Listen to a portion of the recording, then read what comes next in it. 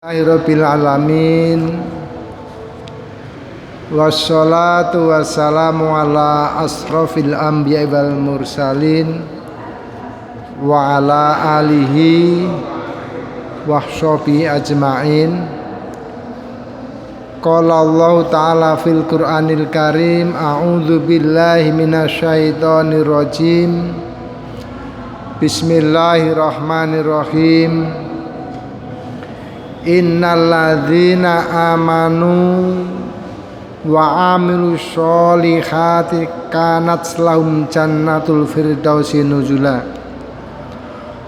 khalidina fiha yabghuna anha khiwala. Shadaqallahu azim. Rabbis shrahli sadri wa yassirli amri wahlul 'uqdatam min lisani yafqahu qawli. Bapak-bapak, ibu-ibu, jamaah kajian jelang takjil rahimakumullah. Alhamdulillah, monggo kita setiap saat, setiap waktu tak henti-hentinya selalu mensyukuri karunia dan nikmat Allah yang diberikan kepada kita. La in syakartum la azidanakum wa la in kafartum inna adzabi lasyadid. Jadi Bapak Ibu sekalian, kalau kita itu selalu mensyukuri, berterima kasih atas nikmat Allah, Allah akan menambah kenikmatan itu. Baik syukur dengan ucapan maupun syukur dalam perbuatan. Apabila yang si sonten menika kita bersyukur sudah sampai saat ini, ya, berarti ini hari yang ke-16, ya.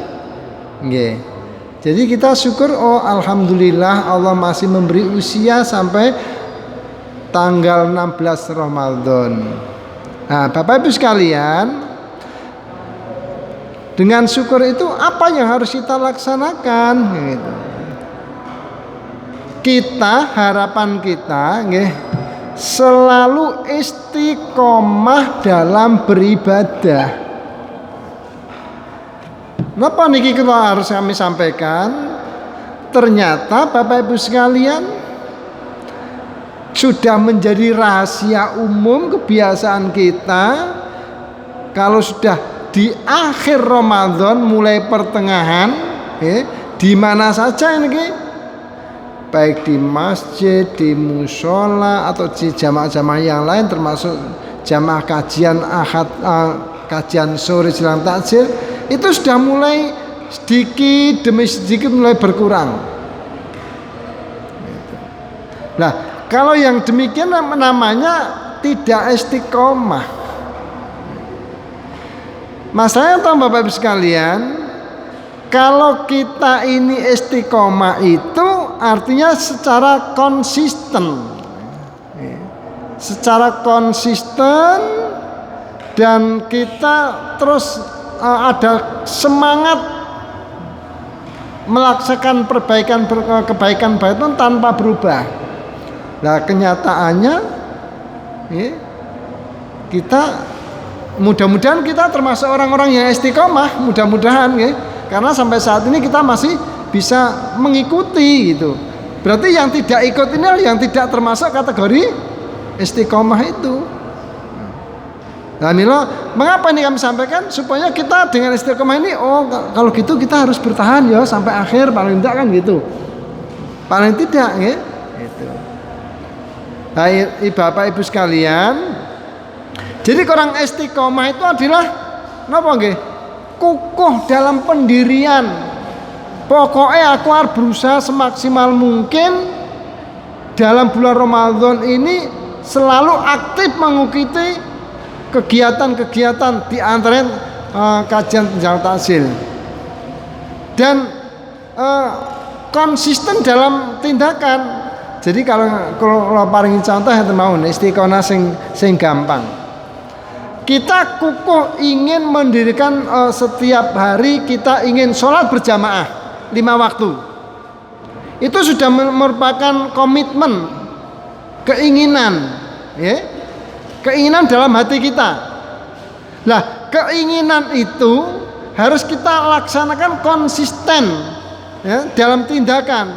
Jadi dimanapun, kalau sudah waktu sholat, ya, itu kita berusaha kalau dalam perjalanan melewati masjid atau musola yang sedang azan untuk menaikkan sholat wajib itu kita berhenti, ikut berjamaah. Itu namanya konsisten dalam tindakan, kukuh dalam pendirian. Jadi yang penting kita dalam hati kita itu kita tanamkan dulu bagaimana cara kita istiqomah kan gitu. Jadi cara sholat jamaah niku riyen. Contoh yang lain Bapak Ibu sekalian, niki kan kalau cuma memberikan mawon ya, semangat untuk kita konsisten dalam kebaikan itu. Kita mempunyai keyakinan, keinginan saya harus berusaha setiap pagi sholat duha. Niku ada keinginan dalam hati kita. Karena kita ingin istiqomah, ya, kukuh dalam pendirian dan konsisten dalam tindakan, maka dalam kondisi apapun, dimanapun kita berusaha untuk sholat duha. Memang Bapak Ibu sekalian, istiqomah atau konsisten itu berat. Tapi kalau sudah menjadi satu kebiasaan, terlewatkan gitu saja, rasanya rasa apa nggih, gelo, getun. Loh, saya tadi kok tidak sholat duha. Ini karena sudah menjadi kebiasaan tadi, diawali dari istiqomah atau kukuh dalam pendirian tadi. Mila Bapak Ibu sekalian, nggih, apa yang kita ketahui, apa yang kita peroleh, apa yang kita pahami dalam kajian-kajian itu, nggih, semaksimal mungkin kita realisasikan dalam praktek kehidupan sehari-hari. Lah sakniki Bapak Ibu sekalian, terutama konsisten dalam beribadah tadi nggih. Nah, kalau pada mengatakan syarat diterimanya amal ibadah, syarat diterima amal ibadah oleh Allah Subhanahu wa taala. Kalau tidak salah di kapan ya sudah kami sampaikan yang namanya ibadah itu apa, nggih.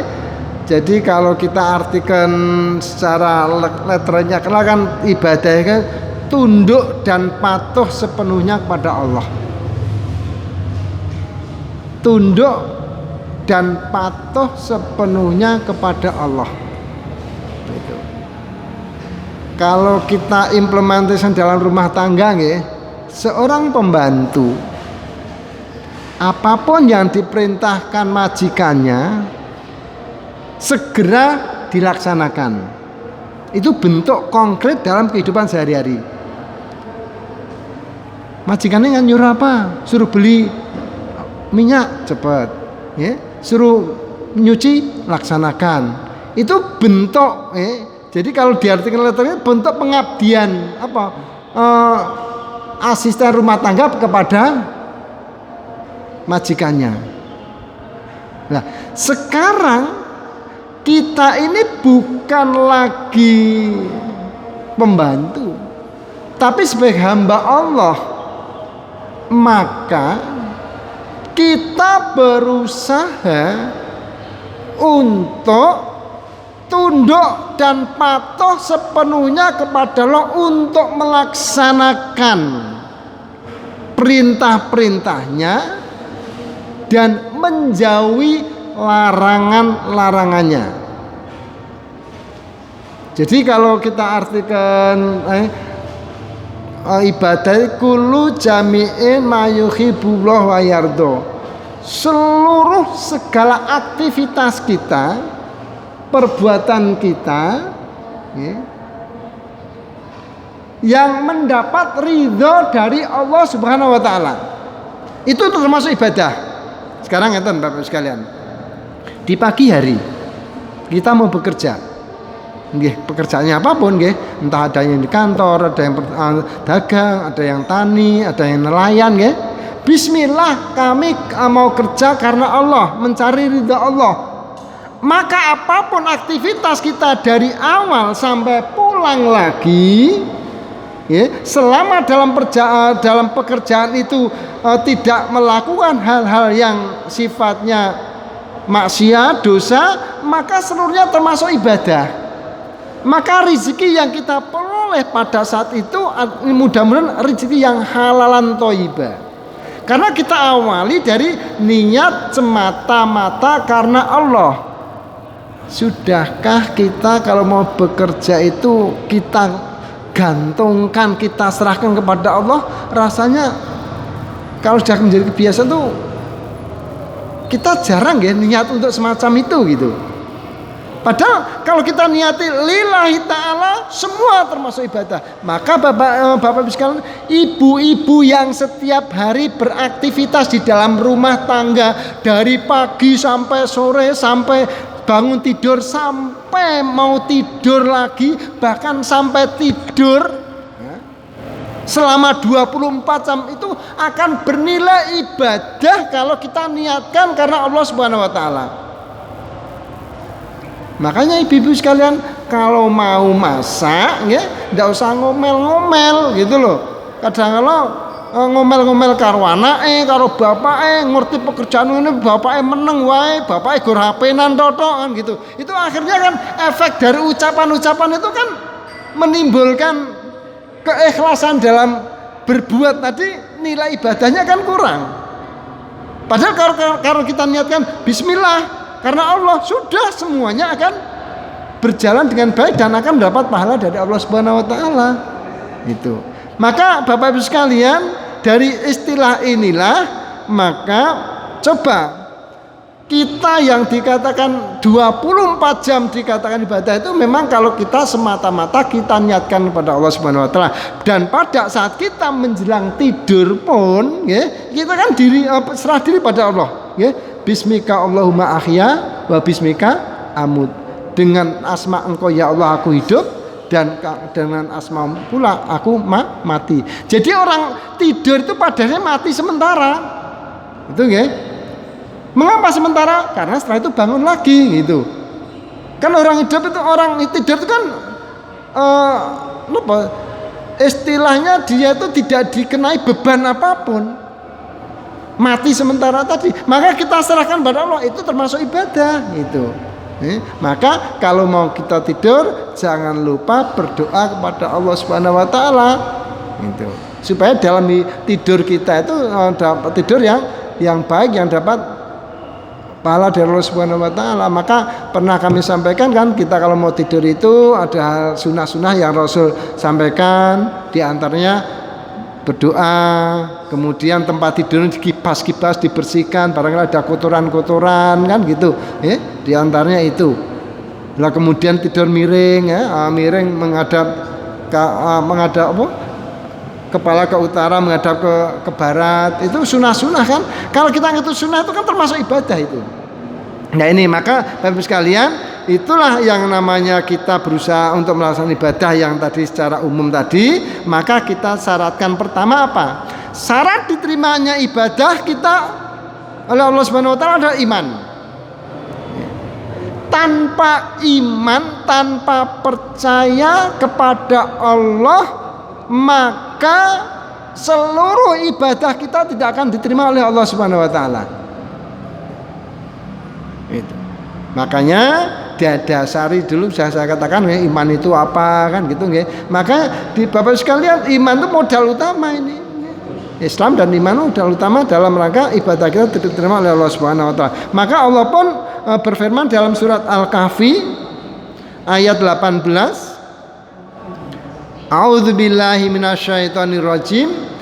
Innalladzina amanu wa amilus sholihat kanat lahum jannatul firdausi nuzula. Sesungguhnya orang-orang beriman, ya, tadi beriman saya katakan ucapan, perbuatan, hatinya sama, ya. Orang-orang yang beriman dan amilus solihat, beramal soleh. Amilus itu dari amal, dari kata amilus, segala perbuatan yang bermanfaat bagi diri sendiri maupun orang lain. Artinya perbuatan baik. Jadi orang-orang yang beriman dan orang-orang yang berbuat baik-baik untuk dirinya sendiri atau baik untuk orang lain, ya. Jadi dia bersungguh-sungguh menjalankan ibadah tadi, kanat lahum jannatul firdausi nuzula. Bagi mereka adalah surga firdaus menjadi tempat tinggalnya. Bapak sekalian, jadi kata amanu wa amilu sholihat itu selalu sering beriringan, ya? Selalu sering bersamaan. Iman, amal soleh, iman, amal soleh, kan gitu. Jadi amal soleh itu amal yang tadi saya katakan segala sesuatu perbaikan yang perbuatan baik baik diri sendiri maupun orang lain. Dan inilah Bapak Ibu sekalian, amal soleh inilah yang merupakan apa istilahnya, modal atau sangu kita nanti di akhirat itu. Bila dalam hadis Rasul dikatakan kan, putuslah amal seseorang kecuali 3 perkara kan ya. Pertama, nggih menika amal soleh.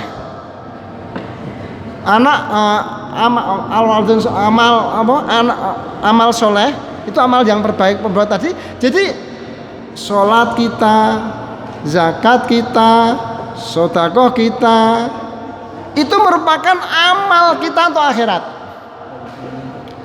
Kemudian awalatun soleh, anak yang soleh. Itu anak yang soleh itu kalau kita mendidik dari awal baik, insya Allah anak selalu akan mendoakan. Jadi dalam hati idza mata ibnu in qata amalun shadaqatan jariyah aw amalun soleh aw waladun yatullah. Jadi amal soleh, anak yang mendoakan orang tua, ya, itu merupakan modal kita, sang kita di akhirat itu. Nah, oleh karena itu orang yang iman dan amal soleh baginya adalah surga firdaus tempat tinggalnya, khalidina fiha, di dalamnya kekal, la yabghuna anha khiwala, mereka tidak ingin berpindah daripadanya. Jadi syarat pertama adalah iman, itu yang harus kita wujudkan dalam kehidupan ini. Syarat yang kedua, ibadah kita diterima oleh Allah Subhanahu wa taala adalah ikhlas. Ikhlas. Tulus ikhlas, secara sukarela tanpa pamrih. Jadi Bapak sekalian gini, umpamanya kita terkadang ini dari kalau anak-anak ini umpamanya kalau ingin ngaji, tapi kan anak-anak nih kalau ingin ngaji inginnya suaranya keras dimasukkan ke istilah sampai suara keluar kan gitu, itu anak-anak sih masih wajar kan itu, biar wah si A kayak ngaji dan sebagainya. Tapi bagi kita ada yang mendengar atau tidak, ada yang melihat atau tidak. Kalau sudah berbuat baik, mari kita semata-mata ikhlas karena Allah tanpa ingin pujian dari orang lain, tanpa pamrih. Sebab Bapak Ibu sekalian, dengan hati yang ikhlas, tulus ikhlas karena Allah Subhanahu wa taala, itu bagaimanapun Allah tetap akan melihat. baik itu diberitahukan, diinformasikan kepada orang lain atau tidak, Allah tetap akan melihat. Makanya gini Bapak Ibu sekalian, kalau ada orang memberikan sedekah di masjid, ya, tolong nggih nanti habis Jumat tolong diumumkan sedekah atas nama si A, si B, si C kan gitu. Nggih. Jadi habis sholat Jumat diumumkan Bapak sekalian pada hari ini ada yang sedekah dari ibu atau bapak si A, si B. Sedekah ini diperuntukkan oleh almarhum ini dan lain sebagainya. Ya. Kenapa harus diumumkan gitu loh ya? Kan takmir masjid sudah mencatat gitu. Kalau memang karena Allah, tanpa diumumkan, administrasi di panitia masjid sudah tercatat, Allah pun akan mengetahui itu gitu. Makanya Bapak Ibu sekalian, dalam hal beribadah, ikhlas dalam beramal itu ya sudah kita serahkan sepenuhnya kepada Allah Subhanahu wa taala. Gitu. Tanpa kita mengumumkan dan lain sebagainya. Itu.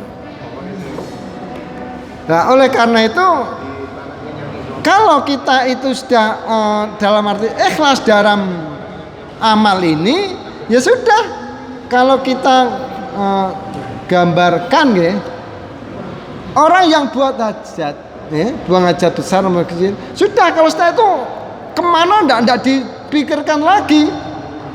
Itu gambaran orang ikhlas seperti orang yang buat hajat itu gitu. Apa yang dikeluarkan sudah, tidak mikirkan kemana larinya, siapa yang makan, ikan apa yang makan, tidak perlu.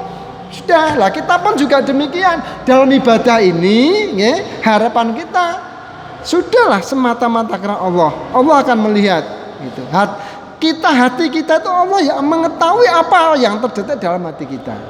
Itu makanya ikhlas itu merupakan syarat diterimanya amal ibadah kita oleh Allah Subhanahu wa taala.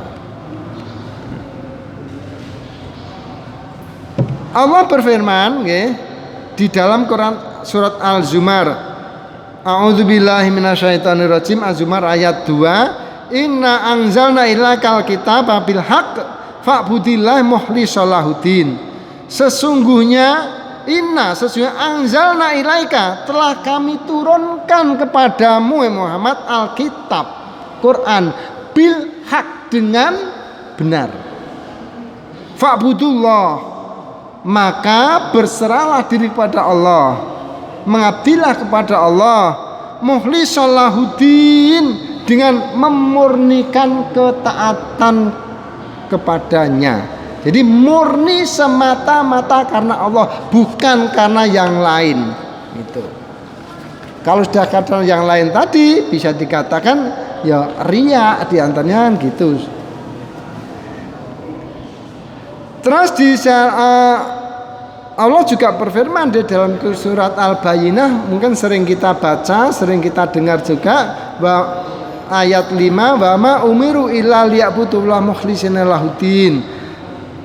Padahal mereka tidak disuruh kecuali supaya menyembah Allah dengan memurnikan ketaatan pada Allah. Jadi manusia diciptakan itu tidak lain hanyalah untuk menyembah kepada Allah. Wa ma khalaqtul jinna wal insa illa liya'budun, dan tidaklah aku menciptakan manusia dan jin kecuali hanya untuk beribadah kepada Allah.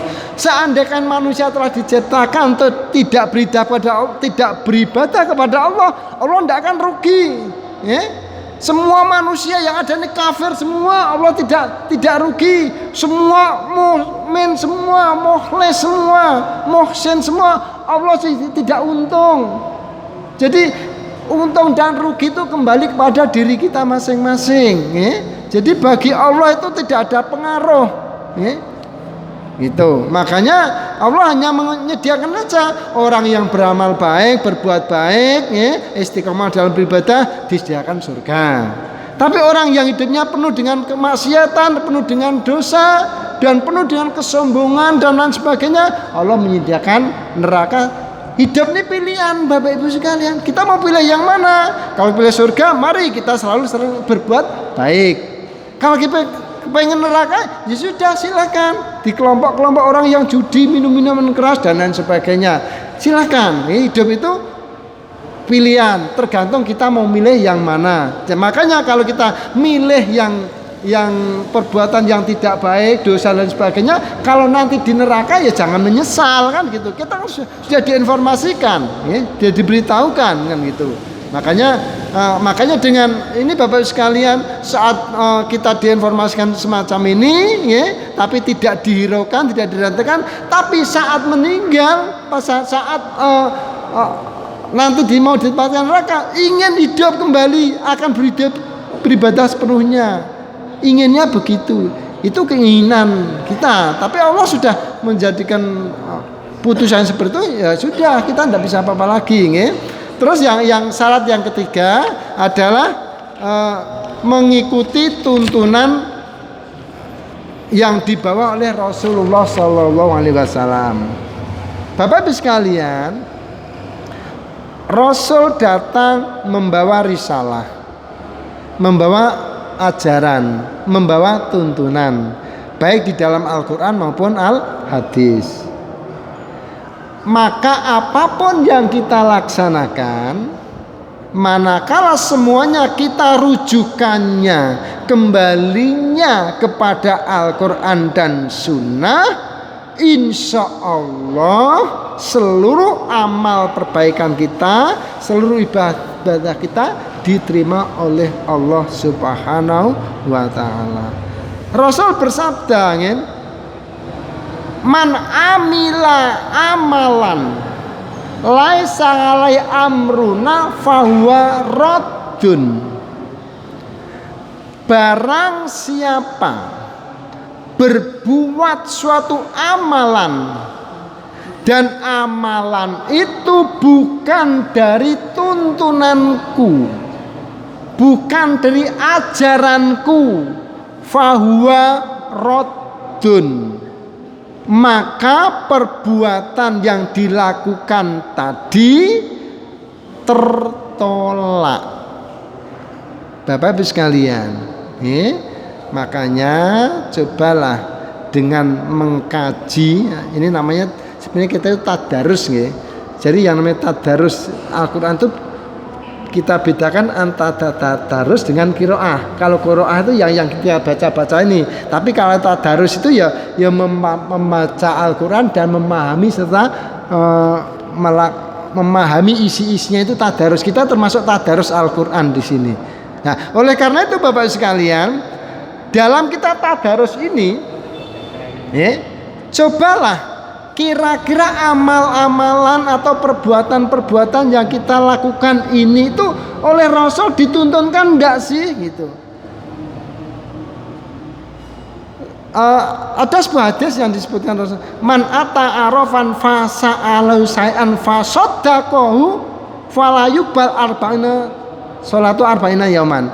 Barang siapa mendatangi satu kahin, suatu dukun, suatu peramal, kemudian membenarkan apa yang dikatakan dukun peramal itu, maka tidak akan diterima sholatnya 40 hari 40 malam.